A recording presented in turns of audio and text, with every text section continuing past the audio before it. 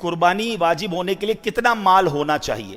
ہر بالغ مقیم یعنی مسافر نہ ہو، مقیم ہو، مسلمان مرد و عورت مالک نصاب پر قربانی واجب ہے۔ اب مالک نصاب کون ہوتا ہے؟ اصل چیز تو یہ سمجھنی ہے نا، عقل والا ہو، پاگل نہ ہو، بالغ ہو اور مقیم ہو۔ اب مالک نصاب کون ہے؟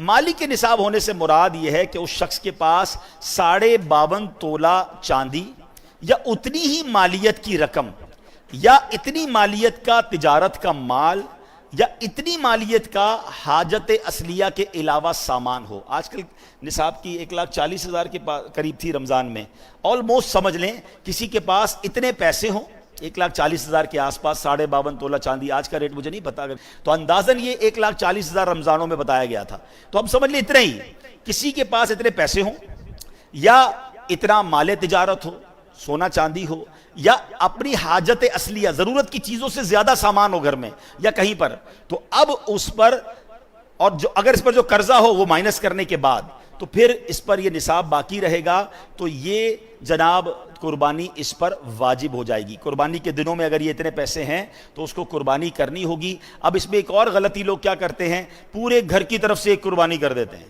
ایک بکرا لے آئے۔ نہیں، ہاں اگر آپ مالک نصاب ہیں، آپ پر ہی قربانی واجب ہے تو پھر ٹھیک ہے، آپ ایک بکرا کر لیں یا قربانی بڑے جانور میں ایک حصہ کر لیں، لیکن اگر آپ پورے گھر والوں کی قربانی کرنا چاہتے ہیں تو پھر سب کا حصہ الگ الگ ہونا چاہیے۔ ایسا نہیں ہو سکتا کہ ایک بکرے میں 4 لوگ حصہ ملا لیں تو کسی کی بھی قربانی نہیں ہوگی، یاد رکھیے گا، ٹھیک ہے؟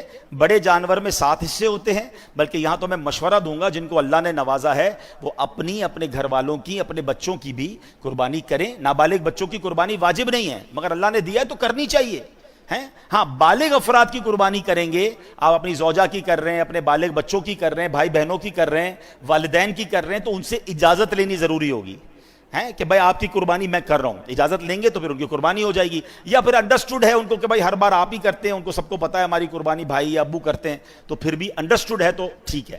اچھا، اسی طرح ایک اور قربانی میں ہم نے بات ذہن میں رکھنی ہے کہ قربانی میں اگر کوئی عقیقے کا حصہ بھی ملانا چاہتا ہے، وہ سمجھتا ہے کہ میرے پاس ایک حصہ ایکسٹرا ہے، اگر کسی کا عقیقہ باقی ہے تو وہ بھی کیا جا سکتا ہے۔